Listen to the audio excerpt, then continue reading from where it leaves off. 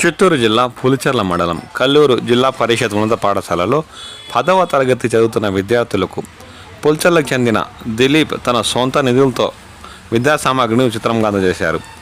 10th విద్యార్థులు ఉత్తమ ఫలితాలు సాధించాలని ఈ సందర్భంగా ఆయన కోరారు.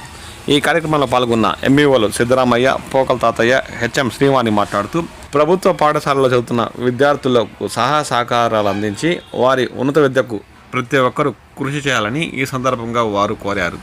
ఈ కార్యక్రమంలో కల్లూరు జెడ్పీ హై స్కూల్ పాఠశాల విద్యార్థులు, ఉపాధ్యాయులు తదితరులు పాల్గొన్నారు.